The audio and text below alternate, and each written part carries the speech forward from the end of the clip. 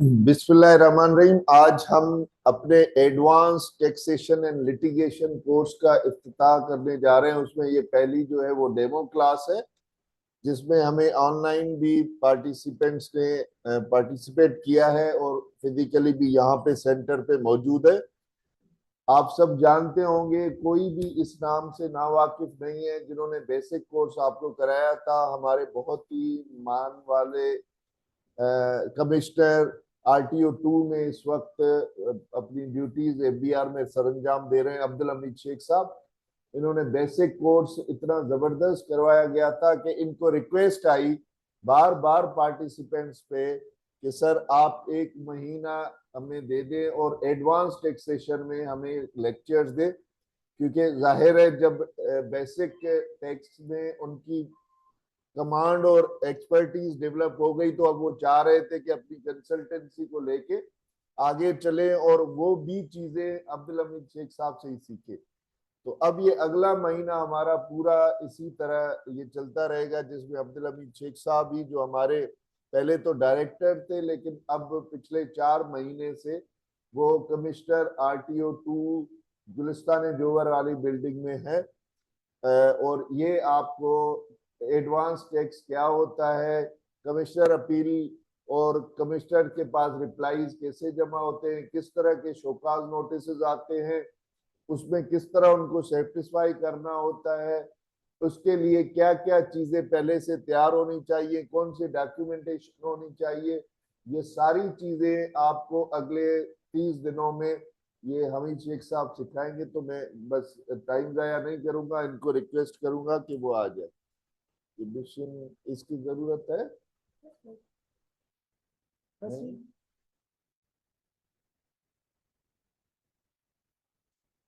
बस डायरेक्ट उसी पे आ जाए लगन। Bismillahirrahmanirrahim. Thank you all for attending this crucial course for advanced taxation and litigation. इसका मैं बैकग्राउंड बता दूं कि जब मैं सर्टिफाइड टैक्स एडवाइज़र का कोर्स करवा रहे थे तो कुछ स्टूडेंट ने जो basic know how income tax की जानते हैं और उनकी ये रिक्वेस्ट आई थी कि हमें जो डिपार्टमेंट से नोटिस आते हैं वो नोटिस किस किस्म के होते हैं, उनका रिप्लाई क्या होना चाहिए, या जो टेबल के उस साइड पे असिस्टेंट कमिश्नर या डिप्टी कमिश्नर या एडिशनल कमिश्नर या कमिश्नर बैठता है, वो हमारे रिटर्न को किस तरह देखता है, किस तरह एनालाइज करता है, ठीक है। और उसके बाद हम उसका रिप्लाई दें या क्या दें, वो डिपार्टमेंट के नोटिस किस तरह से होते हैं, उनमें क्या कंटेंट्स होते हैं, ठीक है, वेरियस इश्यूज होते हैं। और फिर जब असेसमेंट कंप्लीट हो जाती है तो आपका नेक्स्ट स्टेज शुरू हो जाता है आपकी, क्योंकि वो फंडामेंटल राइट है, एवरी ऑर्डर इज अपीलेबल। तो आप अपील में जब जाते हैं तो अपील कहाँ फाइल होती है, हम पे अपील कैसे होती है, अपील की लिमिटेशंस क्या होती है, अपील में अपीयरेंस कैसे होती है, कौन अपील को हैंडल कर सकता है, उसमें ग्राउंड्स ऑफ अपील बनाने होते हैं, फैक्ट्स ऑफ द केस क्या होता है, केस लॉज क्या होते हैं। जो फर्स्ट स्टेज हमारी कमिश्नर की है वो कमिश्नर अपील है, तो उसमें लिमिटेशंस क्या है, पेक्यूनरी लिमिटेशंस क्या है और टाइम लिमिटेशंस क्या है, ठीक है। जब कमिश्नर अपील से डिसाइड हो जाता है तो वो किस किस्म के ऑर्डर करता है, चाहे वो सेटिसाइड करता है, चाहे वो कंफर्म करता है, चाहे वो डिलीट करता है, चाहे वो उसमें डायरेक्शन दे के उसको जो है ना वो डिपार्टमेंट को ये देता है, तो उसमें 50-50 वाला हो जाता है। कुछ टैक्स पेयर के अगेंस्ट में डिमांड क्रिएट करता है या कंफर्म कर देता है, कुछ डिपार्टमेंट के अगेंस्ट में कंफर्म कर देता है, तो वो सो मोटो हो जाता है। तो अब सेकंड स्टेज जो हमारी आती है वो कमिश्नर अपील से इसको चैलेंज करते हैं, तो आइदर वे हो सकता है। अगर वो टैक्स पेयर के अगेंस्ट में आ गया, डिपार्टमेंट के अगेंस्ट में आ गया तो डिपार्टमेंट के फेवर में आ गया, तो इसमें जो है ना वो टैक्स पेयर है या क्लाइंट है, तो वो इसका राइट है कि अपीलेट ट्रिब्यूनल जो हमारी सेकंड स्टेज है उसमें वो अपील करेगा, ठीक है। और वाइस वर्सा अगर वो डिपार्टमेंट की अगेंस्ट आ गया और टैक्स पेयर के फेवर में आ गया तो इसमें डिपार्टमेंट आपका जो है ना वो अपीलेंट बनेगा और आपकी सेकंड स्टेज आएगी। सिमिलरली जब आप ट्रिब्यूनल में वो केस चलेगा, ट्रिब्यूनल में फिर वंस अगेन ये होता है कि पॉइंट्स ऑफ फैक्ट क्या होते हैं, पॉइंट्स ऑफ लॉ क्या होता है, ठीक है। अपील ट्रिब्यूनल के मेंबर कौन से होते हैं, उसमें एक जुडिशियल मेंबर होता है पहले, ठीक है, और एक आपका अकाउंटेंट मेंबर होता है, ठीक है। दोनों की क्या कंट्रीब्यूशन होती है, ठीक है। सिंगल बेंच क्या होता है, डबल बेंच क्या होता है, ठीक है, और फुल बेंच क्या होता है, ठीक है, और चेयरमैन का बेंच क्या होता है, ये आपको थोड़ी नो हाउ होनी चाहिए। और अपील में जो है ना वो ट्रिब्यूनल के आगे प्रेजेंट कौन हो सकता है, क्या वो लाइसेंस वाला होना चाहिए या कोई एरे गिरे भी बंदा भी आकर वहां पे खड़ा हो जाता है, ठीक है। और सबसे बड़ा इसमें ये होता है कि जैसे क्रिमिनल केसेस में होता है कि आपकी पहले बंदे की क्या करवाती है अमजद, एफआईआर करवाते हैं तो उसकी जमानत होती है, ठीक है।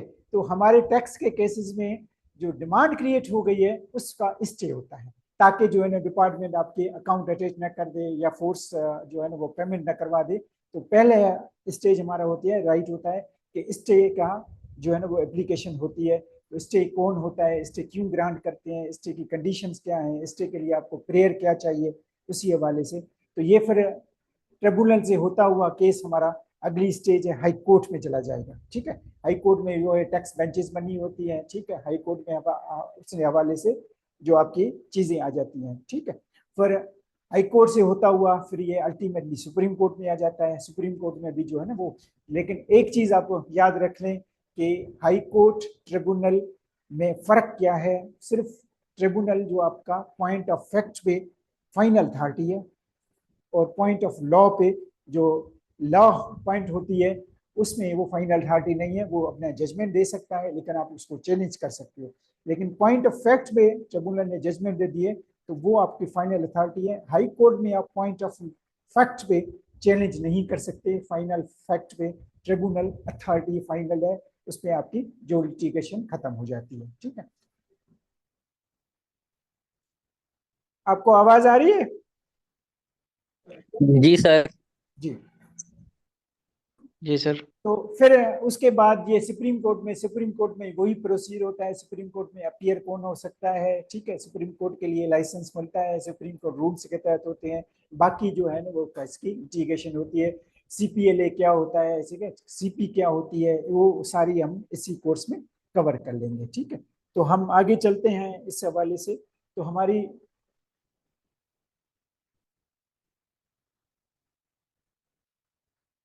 ठीक है इसका, अब जैसे आपको तारिक साहब ने बताया कि इंस्टीट्यूट का पर्पस क्या है, ये कोर्स का नाम है एडवांस टैक्स एंड लिटिगेशन, ठीक है।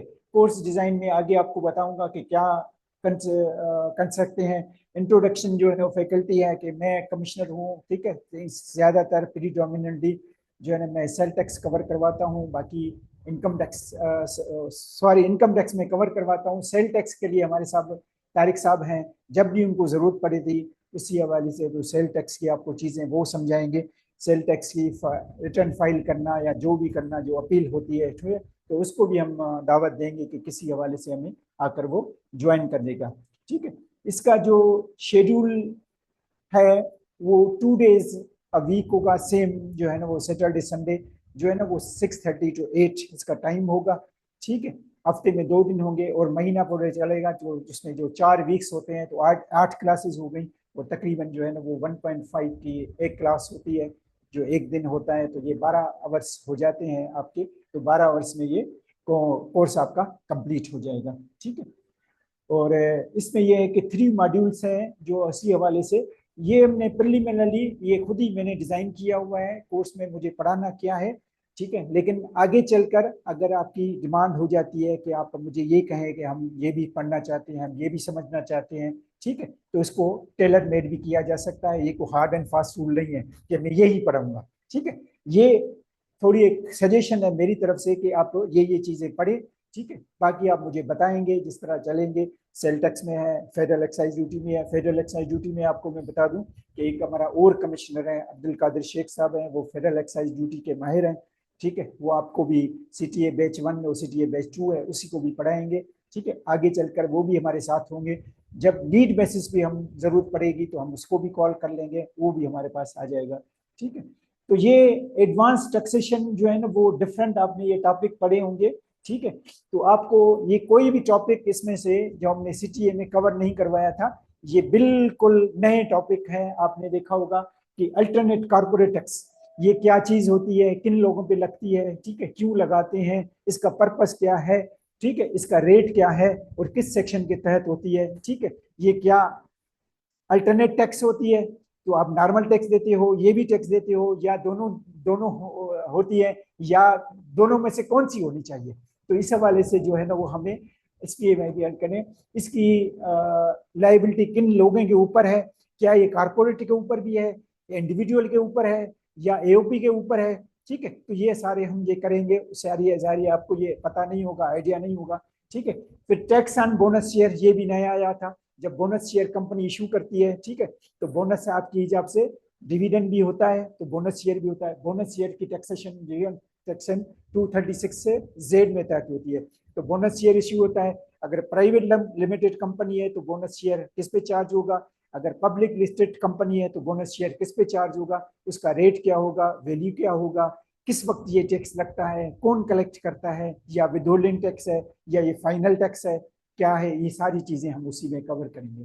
ठीक है, एक ये हमारा टैक्स है अनडिस्ट्रीब्यूटेड रिजर्व्स। ठीक है, ये सेक्शन 5 के तहत है। इस वक्त तो लॉ में ये मौजूद नहीं है, लॉ में ये डिलीट हो गया था पिछले साल में, लेकिन ये भी बड़ा इंपॉर्टेंट है कि अनडिस्ट्रीब्यूटेड रिजर्व पे टैक्स कौन सा लगता है, किस पे कौन लगाते हैं, क्या लगता है, क्या बेसिस का कंप्यूटेशन क्या है, बेस्ट ईयर कौन सा होगा, बेस्ट पीरियड कौन सा होगा, तो ये सारी हम उसी में कर लेंगे। इसके बाद जो जो आपकी 3 ये टैक्सेस हैं, कैपिटल वैल्यू टैक्स। ठीक है, ये फाइनेंस एक्ट 2022 में नया टैक्स हमने लगाया था। तो सेक्शन 8 के तहत हमारा लगता है, ये इनकम टैक्स नहीं है, ये सेल टैक्स नहीं है, ये फेडरल एक्साइज ड्यूटी नहीं है, इसका नाम ये सीवीटी है, कैपिटल वैल्यू टैक्स है। ये किन लोगों पे लगती है, ठीक है, जो रेजिडेंट पर्सन होता है उसके जो बाहर एसेट होते हैं, ठीक है, चाहे वो इमूवेबल प्रॉपर्टी है या अदर एसेट्स होते हैं, तो ये इन पे लगते हैं। इसका रेट क्या है, इस पे कौन इम्यून है, ठीक है, इसकी कैलकुलेशन कैसे करते हैं, वैल्यूएशन किसकी इसके करते हैं, इसका डॉलर के साथ क्या वास्ता है, डॉलर के साथ इसकी कनेक्शन क्या है, डॉलर रेट जो हमारा यूएस डॉलर है उसके साथ हमारा क्या कनेक्शन है, बेस पीरियड कौन सा लेते हैं, फिर आगे आगे चल के ये सारी में चीजें आपको उसी हवाले से और प्रैक्टिकल प्रॉब्लम के साथ हम करेंगे उसी हवाले से।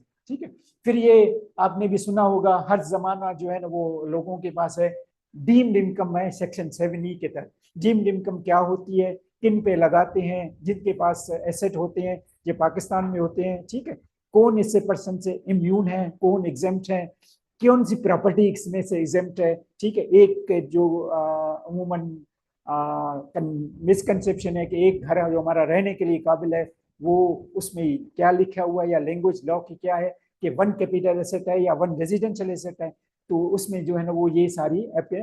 तो इसमें 2022 के बाद ये नया टैक्स लगा था सीबीटी के साथ ही है। ठीक है, तो ये रेजिडेंट पर्सन की जो पाकिस्तान में प्रॉपर्टी है लेकिन उमूवेबल प्रॉपर्टी, पाकिस्तान में प्रॉपर्टी है लेकिन उमूवेबल प्रॉपर्टी, ये उस पर टैक्स लगता है। उसकी वैल्यूएशन एफबीआर के तहत होती है, एफबीआर की टेबल है। अभी आपने देखा होगा कि पिछले 1 नवंबर को जो रेट आए थे वो बढ़ा के रेट आए थे। अब ये कैलकुलेशन जब आप 2025 का रिटर्न फाइल करेंगे तो इसकी वैल्यूएशन जो है ना वो डिफरेंट होगी।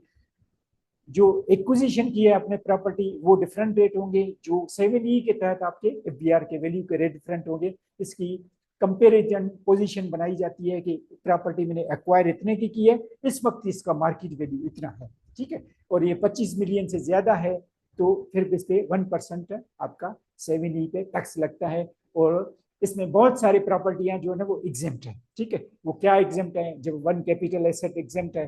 ठीक है, एक प्रॉपर्टी जिसपे आपने 236 के भरा है सिर्फ उसी साल पर्टिकुलर साल के लिए जिसने आपने 236 के का टैक्स भरा है, वो प्रॉपर्टी आपकी एग्जेम्प्ट हो जाएगी, लेकिन अगले साल से वो भी चार्ज होना शुरू हो जाएगी। ठीक है, इसी तरह जो है ना वो बहुत सारी प्रॉपर्टी जो हमारे फौजी भाइयों को है वो प्रॉपर्टी भी एग्जेम्प्ट होती है। ठीक है, जो प्रॉपर्टी रेंटल पे आती है वो भी एग्जेम्प्ट है, जिसमें आप रेंट डिक्लेयर करते हैं।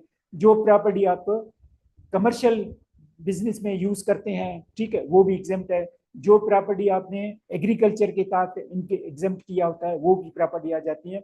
तो अल्टीमेटली ये हो जाता है कि सब प्रॉपर्टी का सम करते हुए जब आपकी वैल्यू 25 मिलियन या 2.5 करोड़ से कम हो तो ये टैक्स नहीं लगता, ठीक है। और 25 मिलियन या 2.5 करोड़ से ज्यादा हो तो फिर ये टैक्स लगता है, ठीक है। ये टैक्स लगाने का तरीका, कौन कलेक्ट करता है, किस वक्त ये देना है आपको, ठीक है, उसी हवाले से देखें। एक मैं चीज आपको बताऊंगा कि कैपिटल वैल्यू टैक्स में मैं भूल गया था, ये इस्लामाबाद में 2024 में कैपिटल वैल्यू टैक्स इस्लामाबाद में जो अंदर प्रॉपर्टी है उस पर भी लगा हुआ है, बाकी पूरे मुल्क में नहीं है, सिर्फ इस्लामाबाद में है। ये 2024 में जो इस्लामाबाद में घर है या फार्म हाउस है उसकी एक लिमिट रखी हुई है, जो 1000 गज से ज्यादा घर है उस पर भी ये सीबीटी लगेगा, और 2000 गज से ज्यादा फार्म है उस पर भी ये लगेगा। और सेबी कैपिटल वैल्यू टैक्स गाड़ियों पे भी लगता है, गाड़ियों पे वन टाइम लगता है जब आप गाड़ी मैन्युफैक्चर करते हैं या जो आप इंपोर्ट करवाते हैं तो उस पर भी लगता है, ठीक है। फिर इसके बाद हम टॉपिक हमारा है सुपर टैक्स का। सुपर टैक्स कौन होती है, क्या कर लेती है, तो ये चेतन साहब ने मुझसे पूछा था एक मरतबा के इम्प्यूटेबल इनकम क्या होती है, उसको हम कैसे कैलकुलेट करते हैं, तो ये इसमें सारा सा कंसेप्ट है इम्प्यूटेबल इनकम का।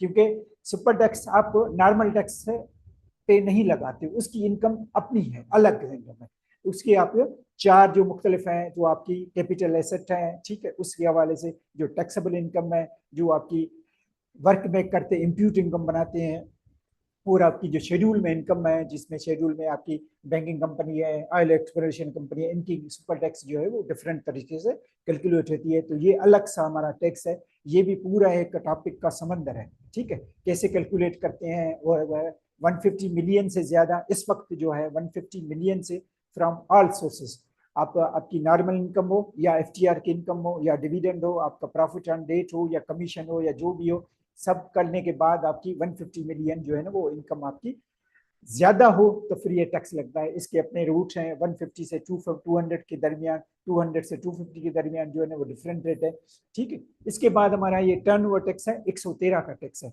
जब भी आप टर्नओवर करते हैं कमर्शियल बिजनेस के लिए, ठीक है, तो आपका बिजनेस का टर्नओवर होता है। जी, टर्नओवर को टर्नओवर कैसे कंप्यूट करते हैं, क्या होता है, उसमें चीजें शामिल होती हैं, ठीक है। तो इसमें 1.25% सबके लिए है, ठीक है। पिछले साल जो वो 1.5% थी, इससे पिछले साल 1.25% थी, अगेन ये 1.25% इस साल हो गई है, ठीक है। ये चेंज होती रहती है, तो हम आपको दिखाएंगे कि जिस साल की वो इनकम है, जिस साल का वो टर्नओवर है, उस पे हिसाब से लगाएंगे, ठीक है। लेकिन सर्टेन जो है ना वो पर्सन को रिड्यूस रेट पे भी है, किसी पे 0.5 भी लगाते हैं, किसी पे 0.75 भी लगाते हैं, किसी पे 0.25% भी लगाते हैं। वो शेट आपका सेक्शन 113 में हम सारी चीजें उसको देखेंगे कि किस तरह होगी, ठीक है। फिर सबसे ज्यादा इंपॉर्टेंट जो है ना वो इनकम टैक्स डिपार्टमेंट के लिए ये टॉप है हाथ में, जो है ना वो गन छाद है सेक्शन 111 का, जो एडिशन करनी होती है। सेक्शन 111 बहुत ही पावरफुल सेक्शन है, ये हमारे पास अथॉरिटी होती है कि किसी भी इनकम को हम सेक्शन 111 के तहत हम करते हैं। जो सारा 111 का मैं आपको बताऊंगा कि 111 होता क्या है, क्यों हम इन्वोक करते हैं, 111 की लवाजमात क्या है। अस्सलाम वालेकुम, आज बता शहीद। तो 111 के हिसाब से हम ये सारी चीजें वो करेंगे हम उसी हवाले से, ठीक है। हम शहीद हमारे सीटीए में भी हमारे साथ थे, तो इनकी रिक्वेस्ट पे मैंने ये कोर्स डिज़ाइन किया था। इन्होंने ये मेरे ऑफिस भी आए थे, तो इन्होंने ये कहा था कि हम एडवांस टैक्स पढ़ना चाहते हैं, बेसिक बेसिक जो है ना वो खेल के बाद ध्यान दें। तो मैंने इनको कहा था कि हम एडवांस टैक्स के लिए जो है ना वो करेंगे। तो एडवांस टैक्स में हम इसमें मॉड्यूल 3 मॉड्यूल हैं, क्योंकि आप अभी आए हैं, तो 3 मॉड्यूल हम ये करेंगे।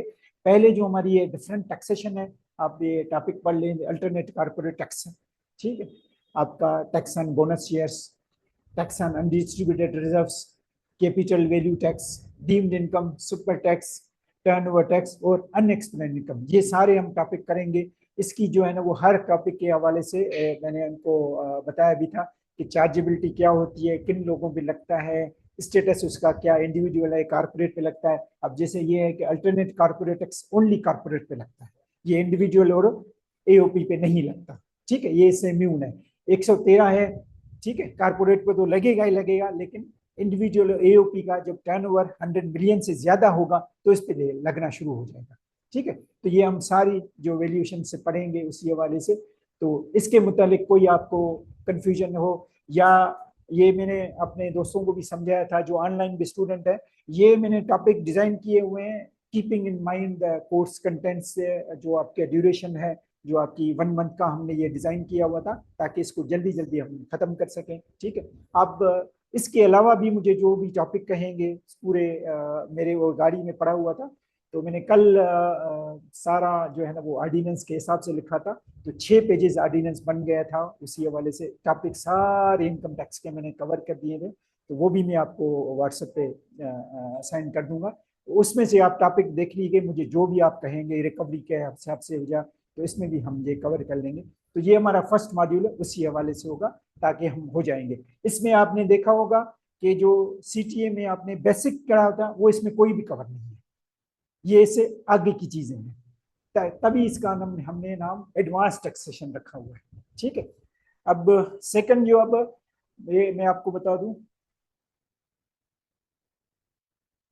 सेकंड ये होता है कि इनकम टैक्स का पूरा जो मॉड्यूल है या सिस्टम है उसको 4 पार्ट्स में हम डिवाइड करते हैं या 4 फेज में डिवाइड करते हैं। ये एक फेज खत्म होता है तो फिर दूसरा फेज शुरू होता है, दूसरा फेज खत्म होता है तो फिर तीसरा फेज शुरू होता है, चौथा फेज शुरू होता है।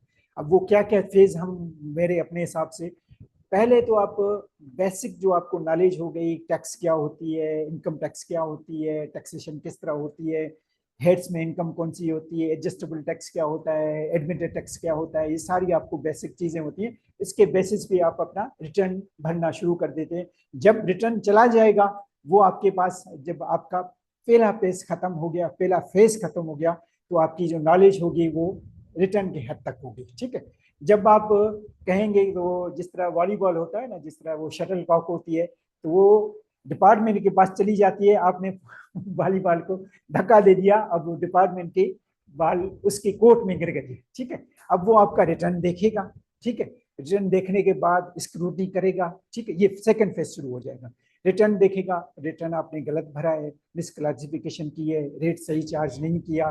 ठीक है। या ऑडिट में उसको उठाएगा, विद होल्डिंग टैक्स होगी, आपने सही नहीं की है, फाइलर पे रेट सही नहीं लगाया, गलत लगाया, तो सारी आपकी जो है ना वो सेकंड फेज शुरू हो जाएगा। तो अपना अफसर जो डिपार्टमेंट के उस साइड पे, जो चेयर के उस साइड के या टेबल के उस साइड पे बैठा होता है, वो सारी चीज़ों को देखने के बाद वो रिटर्न में जो चीदा चीदा आपकी गलतियां हैं या जो उसकी समझ है वो करने के बाद एक नोटिस इशू करता है। ठीक है। ये सेकंड फेज आपका शुरू हो जाता है। ठीक है। सेकंड नोटिस इशू करता है, फिर आपके पास बाल आपकी कोर्ट में जाता है, नोटिस आपको कंफर्म करता है, सर्विस करवाता है। ठीक है। तो जाहिर ये जो आपका क्लाइंट है वो तो लेमन है, उसको तो पता ही नहीं है नोटिस क्या आया है, क्यों आया है, इसका जवाब क्या था, वो भागा भागा आपके पास आएगा, भैया मेरे पास ये नोटिस आ गया, आप इसका जवाब बनाएं। तो पहले जो थर्ड फेज हमारा ये शुरू होता है, तो आपने बल्कि सेकंड फेज का ही पार्ट है, जो आपको नोटिस आया हुआ उसको नोटिस को समझें। ठीक है। वो नोटिस में अफसर क्या चाह कर रहे हैं, ठीक है, हमने कहाँ गलती की है, ठीक है, या हमने गलती नहीं की है, वो अफसर की जो है ना वो अपनी एक विशफुल थिंकिंग है, वो ये चाहता है कि ये इस तरह होना चाहिए। फिर अल्टीमेटली आपने उसका रिप्लाई देना है। ठीक है। रिप्लाई आपको फैक्ट्स के साथ, लीगल इशू के साथ है। ठीक है। जो आप कह रहे हैं कि ये नहीं है, अफसर ये कह रहा है कि ये नहीं है, तो आपका डिस्प्यूट हो जाएगा इसी हवाले से, जो आपको वहां से अफसर ने नोटिस दिया और आपने उसको जवाब दिया। ठीक है। अब जाहिर है जो आपका जवाब है वो अथेंटिक है, सब्सटेंटिव है। ठीक है। और विथ एविडेंसेस आपने उसको सपोर्ट किया हुआ है। ठीक है। तो आपका अफसर जो है ना वो जवाब को समझने के बाद मुतमिन हो जाएगा। अगर समझने के बाद मुतमिन नहीं होता, स्पेसिफिक होता है, तो आपको सेकंड नोटिस भी देता है। ठीक है। लेकिन असेसमेंट ऑर्डर वो कर सकता है। तो असेसमेंट ऑर्डर किस किस्म के होते हैं, कहाँ होते हैं, ये हमारा तीसरा फेज शुरू होता है। ठीक है। असेसमेंट ऑर्डर आपके नॉर्मल के भी होते हैं, विद होल्डिंग के भी होते हैं, ठीक है, एडवांस टैक्स पे भी होते हैं, सब आपके असेसमेंट ऑर्डर बनाते हैं। तो ये मैं आपको सारे असेसमेंट ऑर्डर के नोटिस बनाता हूँ। ठीक है। तीसरा फेज हमारा शुरू हो गया, असेसमेंट ऑर्डर हो गया। ठीक है। वंस अगेन वो बाल उसने आपकी कोर्ट में डाल दी। ठीक है। फिर आपका चौथा फेज शुरू होता है, जो असेसमेंट ऑर्डर होता है वो 30 दिन के अंदर अंदर उसमें जो डिमांड होती है, वो टैक्स होती है, वो आपको पे करनी होती है। तो पे नहीं करेंगे तो वो आपका जारी है कोर्स मेयर के तहत आपकी प्रॉपर्टी या बैंक अकाउंट या कुछ भी अटैच करके आपका पैसे निकाल सकता है या कुछ सकता है। ठीक है, तो आपके पास रेमेडी क्या है, उसको आप चैलेंज करें, चैलेंज कर लें अपील में। जो मैंने अपील का आपको प्रोसीजर बताया, ये चौथा फेज हमारा चलता है। ठीक है, तो अपील के बाद फिर हाई कोर्ट, फिर ट्रिब्यूनल, फिर जो है ना वो सुप्रीम कोर्ट तक है। ये चौथा फेज आपका खत्म हो जाता है। तो आपने इस वक्त जो CTA वाला कोर्स किया था वो फर्स्ट फेज था। ठीक है, इसमें जो आपके 3 फेजेस हैं वो इसी कोर्स में कवर होंगे। कौन सा? जो आप डिपार्टमेंट नोटिस बनाती है और आप रिप्लाई देती है और असेसमेंट करती है। ठीक है, असेसमेंट करने के बाद आपका जारी है, उसमें पहला जो राइट होता है अपील का, वो आपका अपील में करेंगे। तो डिपार्टमेंट नोटिस किस तरह के हो सकते हैं, क्या क्या नोटिस दे सकती है? तो ये सेक्शन 114(4) आपने सिरे से रिटर्न फाइल ही नहीं किया तो आपको रिटर्न फाइलिंग के लिए नोटिस दे सकती है। रिटर्न फाइलिंग की क्राइटेरिया क्या होती है, किन लोगों को रिटर्न फाइल करना जरूरी होता है, किन को नहीं हो जाता है, किसकी टैक्सेबल इनकम है, किसकी लॉस है, किसका जो है ना वो रिफंड है, किन को इलेक्ट्रॉनिक रिटर्न फाइल करना होता है, किन को मैनुअल रिटर्न भी फाइल करना होता है। ये मैं आपको बता दूं कि मैंने इतने लोगों से ये पूछा है। ठीक है, इस वक्त भी मैनुअल रिटर्न फाइल करने की आपको परमिशन है, वो क्या है, किस क्राइटेरिया के तहत है, आपको पता नहीं है? आप में से ऑनलाइन किसी को पता है? सर क्वेश्चन रिपीट कीजिए। हाँ, आपने देखा होगा कि इस वक्त सारे रिटर्न जो है ना वो IRS से ऑनलाइन फाइल होते हैं, इलेक्ट्रॉनिक सबमिशन होती है। ठीक है, लेकिन जी कुछ सर। पर्सन को ये बेनिफिट है कि वो अपना रिटर्न इलेक्ट्रॉनिक फाइल नहीं करते, मैनुअल रिटर्न फाइल करते हैं। ठीक है, वो कौन लोग हैं या कहाँ लिखा हुआ है लीलाओं में? सर अगर 2012 का जो रिटर्न है वो तो सिस्टम पे नहीं होता तो वो मैनुअल कर 12 सकते तो हैं। खत्म हो गया ना, 12 के आप क्या करेंगे? सर उसे दूसरा जो 12 POK भी का सिस्टम देखा, किसान ओरिजिन कार्ड। 12 भी सिस्टम देगा। बहरहाल मैं आपका ज्यादा टाइम नहीं लूंगा, मैं बताऊंगा। ये आप याद रख लें, किसी से भी पूछें आपको कोई नहीं बताएगा ये चीज। ठीक है, जो आपकी इनकम 1 मिलियन से कम हो, 1 मिलियन से इनकम कम हो, या टर्नओवर आपका 50 मिलियन से कम हो, और वो आपकी इंडिविजुअल के लिए, तो वो मैन्युअल रिटर्न फाइल कर सकता है। इस वक्त भी लॉ में परमिशन है। Section 73, rule 73 of the income tax rule के तहत आप वो करते हैं। अब मैं जाहिर कमिश्नर हैं, हम फील्ड में बैठे होते हैं, तो हमारे पास भी जो है ना वो 10-12 रोज के मैनुअल रिटर्न आ रहे होते हैं। ठीक है, हम उनको इलेक्ट्रॉनिक ट्रांसफर करते हैं, ट्रांसमिशन करते हैं और कन्वर्ट करते हैं। तो ये भी आपको पता होना चाहिए कि मैंने क्या कहा, जो 1 मिलियन से इनकम कम है, इंडिविजुअल है, या टर्नओवर आपका बिजनेस का 50 मिलियन से कम है, वो मैनुअल रिटर्न अब भी फाइल कर सकता है। ठीक है, बाकी सारे लोग इलेक्ट्रॉनिक रिटर्न फाइल करेंगे। सैलरी वाला इलेक्ट्रॉनिक रिटर्न फाइल करेगा, कंपनी इलेक्ट्रॉनिक रिटर्न फाइल करेगा, आपका जो है ना वो रिफंड जिसमें है इलेक्ट्रॉनिक रिटर्न, जिसमें लॉस है वो इलेक्ट्रॉनिक रिटर्न फाइल करेगा। बाकी सारे लोग इलेक्ट्रॉनिक रिटर्न फाइल कर लेंगे। सिर्फ ये कैटेगरी जो मैंने आपको बताई है वो मैनुअल अब भी फाइल कर सकते हैं, जो 1 मिलियन से जिसकी कम हो। 1 मिलियन से ज्यादा हो तो फिर वो इलेक्ट्रॉनिक फाइल कर सकते हैं। तो ये rule 73, of the income tax rule. Sir हमने क्राइटेरिया रखा हुआ ना, बेनिफिट तो कोई नहीं है, सेम ही है जी। सर तो ये सर 120 ऑर्डर का क्या होगा? ये 120 ऑर्डर हम करेंगे ना मैनुअल आपका, नहीं नहीं नहीं, जब आप मैं कह रहा हूँ जैसे डिपार्टमेंट मैनू, को, अच्छा उसी वक्त कर देंगे? जी जी उसी वक्त हम उसको इलेक्ट्रॉनिक ट्रांसफर कर देंगे। जैसे ही हमारे पास रिटर्न आ जाएगा हम उसको कन्वर्ट कर देंगे इसमें IRS वाले सिस्टम में। लेकिन आपने इसमें देखा होगा कि मीडियम लिखा होता है, मीडियम इलेक्ट्रॉनिक नहीं होगा, मीडियम जो मैनुअल होगा। उसी में आप रिटर्न कभी खोल के देखा होगा तो मीडियम मैनुअल होता है। तो मैनुअल का 120 का ऑर्डर उस वक्त होता है जब आपको कन्वर्ट करके ये कमिश्नर देता है। ठीक है, तो ये आप 114 के नोटिस आ गए। ठीक है, इस तरह ये 120 सबसेक्शन 3 है। ये क्या है, आपको आइडिया है?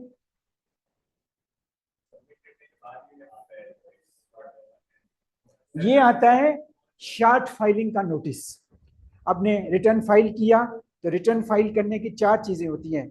ठीक है, return quite, complete and supported by the evidences. ठीक है, तो ये 120 सबसेक्शन 3 है जो आपने एविडेंस नहीं दिया तो कंपनी का जब रिटर्न फाइल कर लेंगे तो आपकी फाइनेंशियल स्टेटमेंट उसके साथ अटैच करनी होगी। अब अटैच नहीं करने तो ये शार्ट समझो डॉक्यूमेंट्स का नोटिस होता है। ये शार्ट डॉक्यूमेंट्स का नोटिस होता है, डिपार्टमेंट के पास एक विंडो खुली रहती है कि आपको पहले साल जो फाइनेंशियल ईयर है जब रिटर्न फाइल किया, अगला जून 25 जो 24 का रिटर्न फाइल किया, जून 25 तक आपको शार्ट डॉक्यूमेंट का नोटिस देता है। ठीक है, वो जारी नोटिस आपके पास आना चाहिए, फिर आप उसको रिप्लाई कर लेंगे। ठीक है, ये तीसरा नोटिस है सेक्शन नहीं, किसी भी हवाले से जो शार्ट डॉक्यूमेंट है, ठीक है, उसी हवाले से ये इसको नोटिस है। ऑडिटेड अकाउंट्स तो मैंने समझाने के लिए आपका कि आपने कंपनी का रिटर्न फाइल किया लेकिन अकाउंट्स नहीं अटैच किए, ठीक है, तो वो भी शार्ट डॉक्यूमेंट्स हो गया। ठीक है, या अकाउंट अटैच किए, ब्लैंक पेपर सबमिट कर दिया, ठीक है, या ऑडिटेड अकाउंट्स अटैच नहीं किए, वैसे मैनुअल अकाउंट अटैच कर दिए। ठीक है, तो ये आपका शार्ट नोटिस होता है, उसी हवाले से आप उसको कंफर्म करते हैं। ठीक है, तो ये सेक्शन 121 का नोटिस क्या होता है?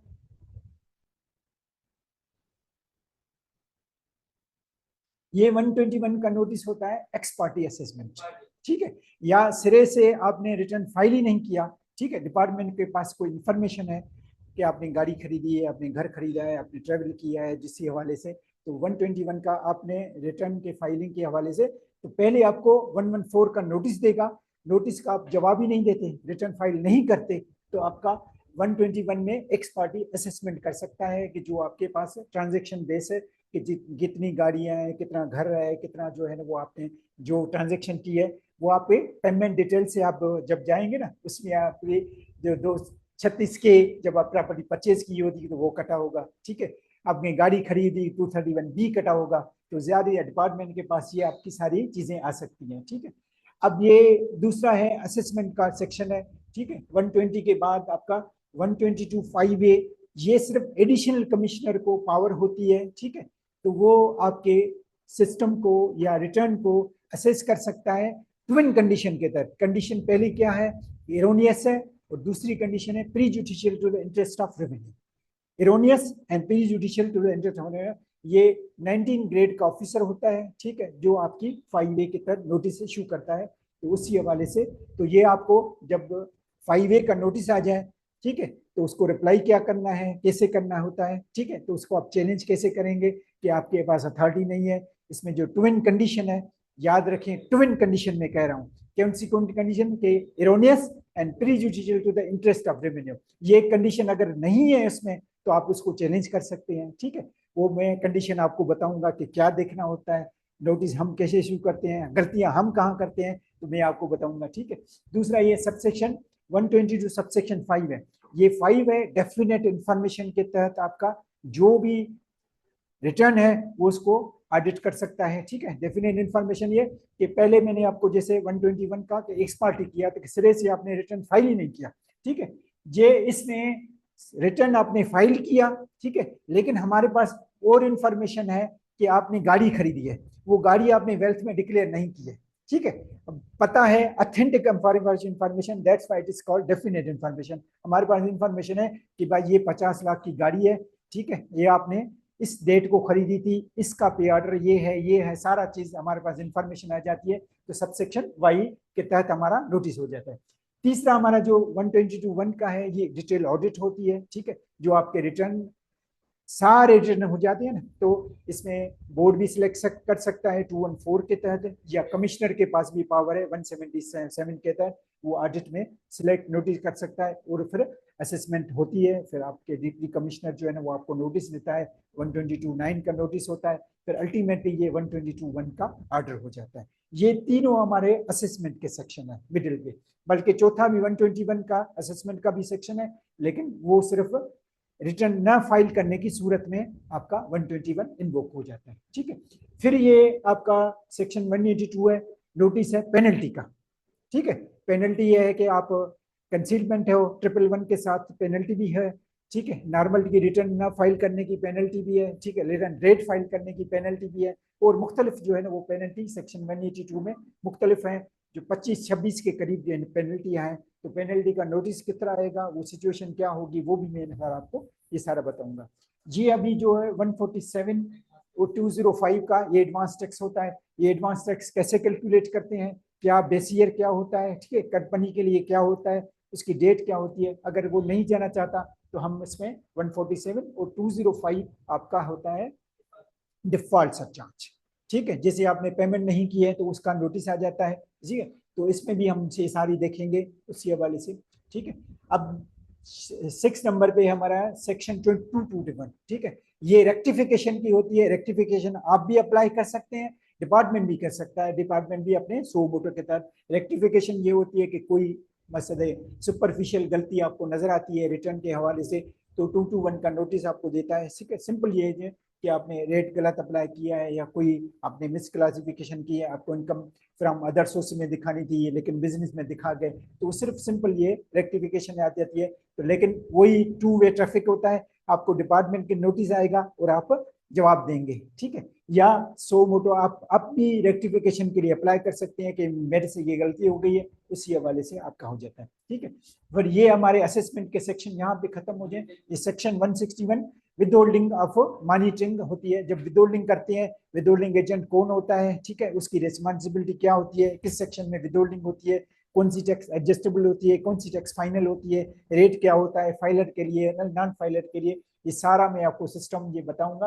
और ये 161 1A का नोटिस होता है जब आप मॉनिटरिंग नहीं करते। सिंपल मैं आपको ये बताऊं, ठीक है, जो मैं आपको पहले भी बता चुका हूं कि जब आप किसी फर्म में मुलाजमत करते हो, ठीक है, तो आपको सैलरी देता है, ठीक है। जब सैलरी देगा तो आपकी बीटीएल से ज्यादा होगी, बिलो टैक्सेबल लिमिट से ज्यादा होगी, या 6 लाख से ज्यादा होगी, या पर मंथ इसको कहेंगे 50,000 से ज्यादा होगी, तो फिर आपकी सैलरी पे विदहोल्डिंग टैक्स एम्प्लॉयर की जिम्मेदारी है, वो नहीं काटेगा है, ठीक है। अगर वो नहीं काटता तो इसमें मॉनिटरिंग का विदहोल्डिंग के हिसाब से है कि आपने ये टैक्स क्यों नहीं काटा, ठीक है।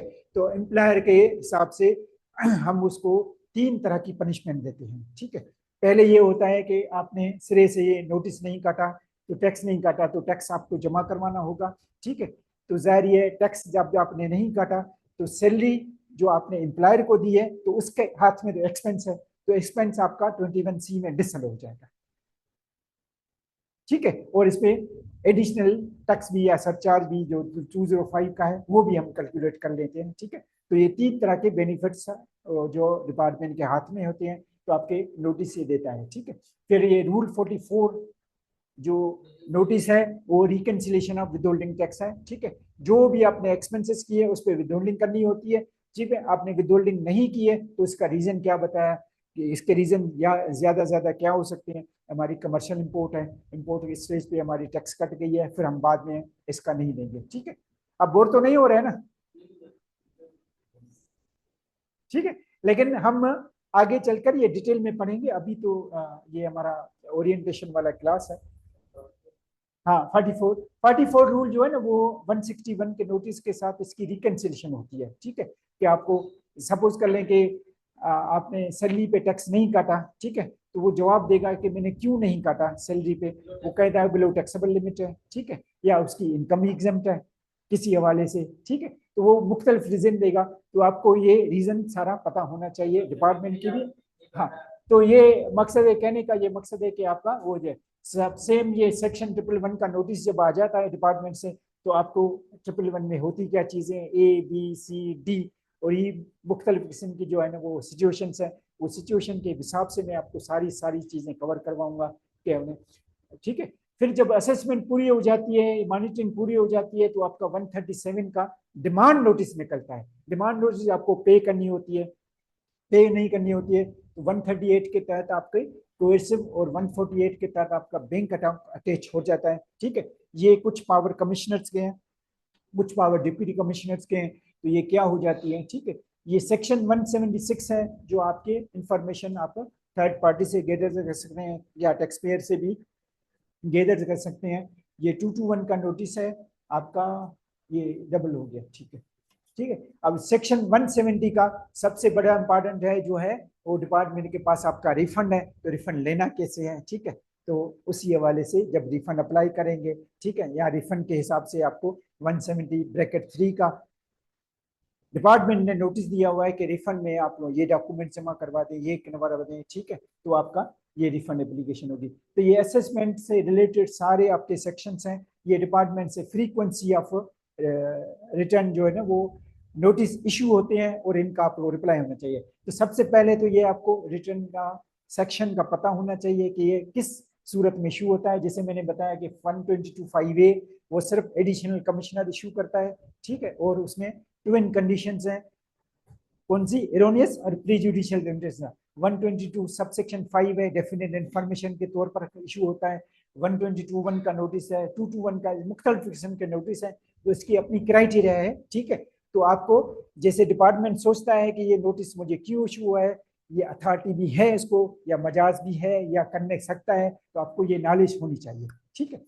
तो इसमें आपकी ये है handling department notice and proceeding including but not limited to understanding the notice, ठीक है।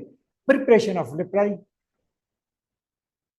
अंडरस्टैंड, जब आप नोटिस समझ में आएगा तो आप रिप्लाई बना सकेंगे, जब नोटिस ही समझ नहीं आएगा तो रिप्लाई भी नहीं, मुश्किल बना सकेंगे, ठीक है। तो मैं आपको दोनों चीजें सिखाऊंगा, नोटिस पढ़ना भी सिखाऊंगा और रिप्लाई बनाना भी सिखाऊंगा, ठीक है।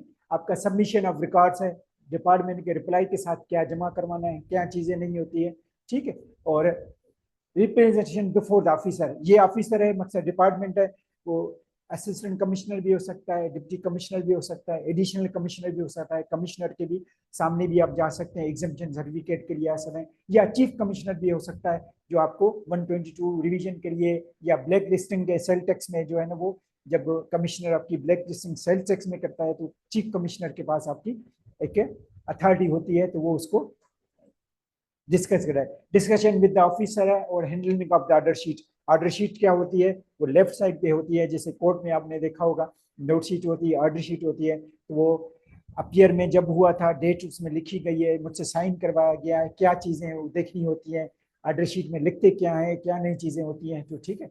और techniques to handle departmental audit, या फिर डिटेल ऑडिट है या विदहोल्डिंग ऑडिट है या अदर ऑडिट है, ठीक है। जो डिटेल ऑडिट विदहोल्डिंग की 161 की ऑडिट होती है, ठीक है। अदर ऑडिट हमारी 122 या 177 की या 214C की, ये मकसद है कि सेक्शन की जो है ना वो आपकी लॉजिक होनी चाहिए, ठीक है। अब तीसरा हमारा जो मॉड्यूल है वो है अपील का, ठीक है। पहला मॉड्यूल मैंने बताया आपके जो सारी एडवांस टैक्सेशन है, ठीक है। दूसरा मॉड्यूल है सेक्शन और उसका रिप्लाई, ठीक है। रिप्लाई आपकी एंड पे होगा और सेक्शन तो आपको डिपार्टमेंट से, नोटिस तो डिपार्टमेंट से आएगा लेकिन रिप्लाई आपकी तरफ से होगा, ठीक है। और तीसरा आपका ये होगा अपील और अपील प्रोसीजर, ठीक है। अपील ये है कि पेक्यूनियरी लिमिट्स क्या होती है, फाइलिंग अपील, ठीक है। पेक्यूनियरी लिमिट्स है कि अब आपने देखा होगा कि जो इनकम टैक्स अमेंडेड एक्ट 2024 है वो 3 मई को आया होगा, शायद आपको पता होगा, ठीक है। तो उसमें हमने पेक्यूनियरी लिमिट रखी हुई है, ठीक है।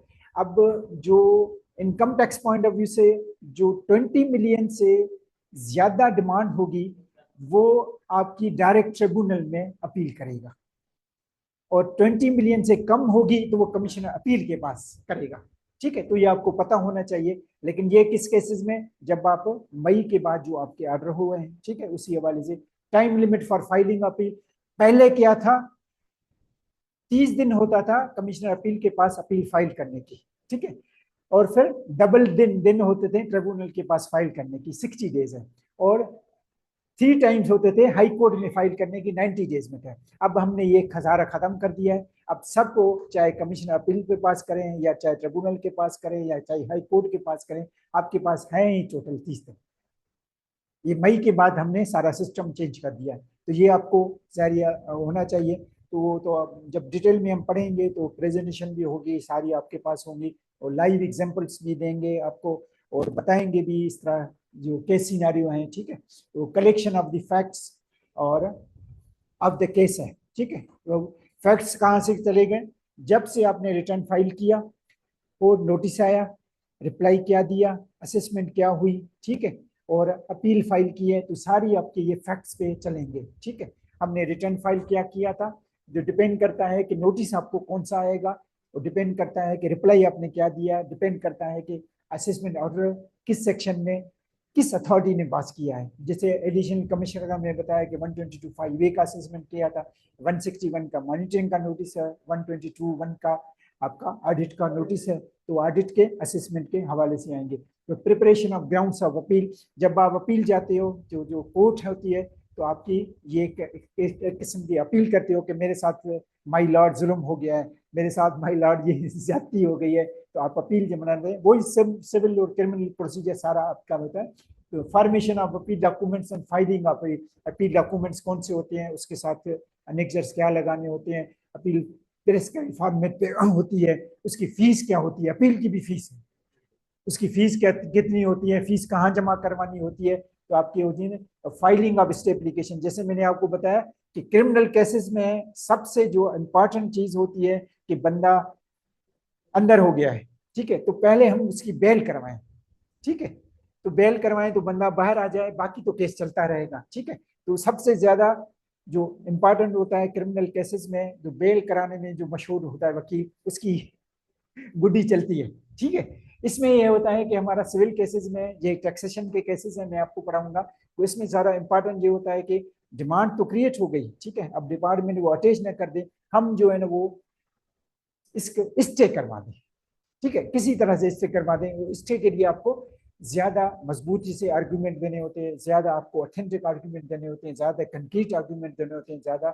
जो है ना वो रिलेवेंट आर्गुमेंट देने होते हैं, ठीक है। तो स्टे आप जज से स्टे लेना कि मैं क्यों आपको स्टे दे दूं, ठीक है, तो ये आपको आर्गुमेंट्स है, वो आपको आर्गुमेंट्स तो जब जब डिटेल में हम पढ़ेंगे वो आप मैंने, तो present representation before the appellate forum, appellate forum कौन से हैं, जो कमिश्नर अपील है उसके सामने कौन अपीयर हो सकता है, जो ट्रिब्यूनल है उसके सामने कौन अपीयर हो सकता है, क्या लाइसेंस होता है, ड्रेस कोड क्या होता है, ठीक है, टाई और कोट पहनना चाहिए, ब्लैक कोट के सामने जब सिविल जज के सामने जाएंगे आप काला कोट नहीं पहन के जाएंगे, वो आपको नहीं सुनेगा, ठीक है। तो ये हमारे भी हाँ है, लेकिन ऑब्जर्व कमिश्नर अपील के स्टेज पे ऑब्जर्व कम किया जाता है, लेकिन ट्रिब्यूनल में बहुत इसको ऑब्जर्व किया जाता है कि आप फुल ड्रेस के साथ आए, कोट पहनी होना चाहिए, ठीक है, आपकी टाइम लगे, ठीक है। और अपील इफेक्ट प्रोसीजर में जब अपील डिसाइड हो गई है, ठीक है, तो मैंने आपको बताया कि या तो कंफर्म हो गई या डिलीट हो गई या मिडिल का ग्राउंड होने दिया, ठीक है। कुछ इश्यूज को डिपार्टमेंट की फेवर में कर दिया, कुछ इश्यूज को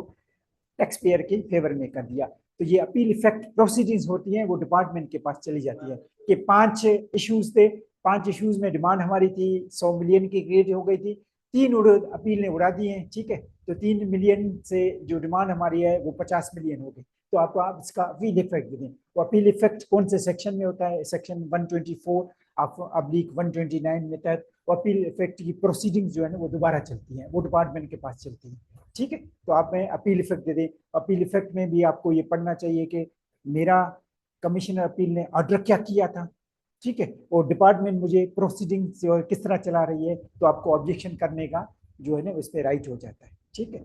अब ये हमारा ये हो गया कि प्रैक्टिकल लर्निंग भी है, hands on practice with the IAS replica. तो इसमें तो अपील जो होती है कमिश्नर स्टेज की लेवल पे वो आपकी ऑनलाइन होती है, जैसे रिटर्न फाइल करते हैं ऐसी अपील फाइल करते हैं, ठीक है। कोई भी आपकी मैनुअल अपील फाइल नहीं होती, अपील 100% आपकी आईआरएस पे होती है, ठीक है। वो अपील फाइल करने का तरीका भी मैं आपको सिखाऊंगा, डॉक्यूमेंट्स क्या होते हैं, प्रैक्टिकल एमसीक्यू और जो केस स्टडी मुख्तलिफ है, real world examples and scenario हैं, ठीक है। बाकी तो ये आपकी, ठीक है, ये हमारी सारी फैकल्टी है, अब्दुल अमीन तारिक हुसैन भी बैठे हुए हैं, अब्दुल कादिर शेख भी है, बैरिस्टर अख्तर भी है, वो उसी हवाले से अशफाक हुसैन है और जिशान रजा है, ये आपको टाइम टू टाइम जो है ना वो गाइडेंस चाहिए, इसके हटके भी आपकी अपील से हो जाती है। अब it's all from my side, it's all done from my.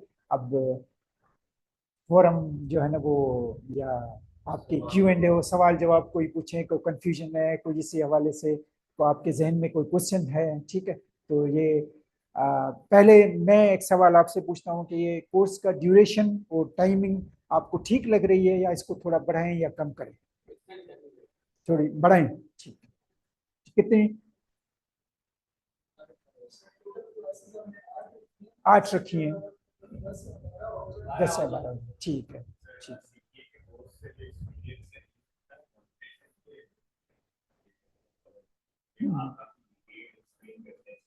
जी जी हाँ वो तो लेकिन रिप्लाई और प्रिपरेशन तो है ना, वो मैं आपको कोशिश करूंगा कि जैसे एक सेक्शन है, एक नोटिस है, एक ये, वो मैं आपको जिसमें प्रेजेंटेशन होगी तो नोटिस डिपार्टमेंट ने ये इशू किया है, आपने रिप्लाई ये दिया हुआ है, वो कंटेंट्स हम दोनों यहाँ पे आपकी स्लाइड्स पे पढ़ेंगे कि डिपार्टमेंट ने नोटिस ये दिया है, रिप्लाई ये दिया है, तो आप क्या समझते हैं कि नोटिस सही है या रिप्लाई सही है, या दोनों गलत हैं या दोनों सही हैं, ठीक है। वो हम लाइव केस स्टडी के साथ ये कर लेंगे, ठीक है। तो ये अभी तो हम ये बनाएंगे, ठीक है। आप ऑनलाइन स्टूडेंट, कोई सवाल आपका हो?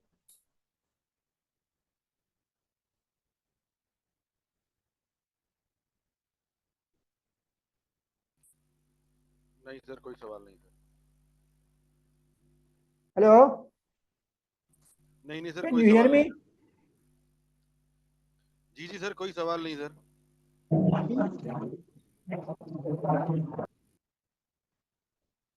आवाज तो आ रही है, ठीक है। शहीद, आपका कोई सवाल हो? तो कोर्स तो आपको ठीक लगा चेतन, या इसमें कोई और एडिशन आप करना चाहते हैं तो फ्री है आपके लिए, जो है ना, ठीक है। अब सेल टैक्स के हवाले से भी कोई एडिशन करना चाहते हैं, हाँ कोई एडिशन करना चाहते हैं तो वो भी हम आपके दें, ठीक है। वो तो रिटर्न अभी, हाँ हम्म, इससे बेहतर है कि जो दो लेक्चर आप टॉपिक सिलेक्ट करो सब मिलके कि कौन से ऐसे दो टॉपिक्स होने चाहिए जिनको आपको गाइडेंस चाहिए, ठीक है। जो आपको गाइडेंस चाहिए कौन से होने चाहिए दो लेक्चर्स ताकि मीनिंगफुल हो, बजाय इसके कि मैं आपको बताऊं, आप बताएं कि आपके सेल्स टैक्स में और कौन सी चीज पे फोकस करना है, ताकि अगर नोटिस आए, और आजकल प्री सस्पेंशन बहुत ज्यादा आ रहा है, उसका क्या, ब्लैक लिस्टिंग का नोटिस आ रहे हैं, आरटीओ तो भरा पड़ा हुआ है, मैंने जैसे 500 नोटिस एक दिन में, अब तो मेरा एलटीयू ट्रांसफर हो गया, लेकिन उससे पहले आरटीओ 2 में 500 नोटिस, तो उसका फिर कैसे होना चाहिए, ठीक है।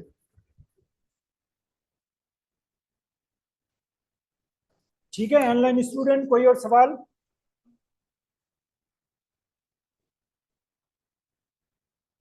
तो अभी आपका सर ये, हाँ जी एक्सक्यूज मी सर, जी सर ब्लैक लिस्टिंग पे थोड़ा करवा दीजिएगा। जी जी।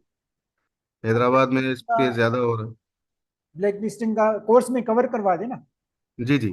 ठीक है ठीक है ठीक है, हो जाएगा, हो जाएगा, ठीक है। Thank you sir. हम तारिक से आपसे वो स्पेशल रिक्वेस्ट पे आपको जो है ना वो 2 घंटे का लेक्चर है, सस्पेंशन और ब्लैक लिस्टिंग और ये जो है ना वो सारी सेल टैक्स के हवाले से वो आपकी हो जाएगी, ठीक है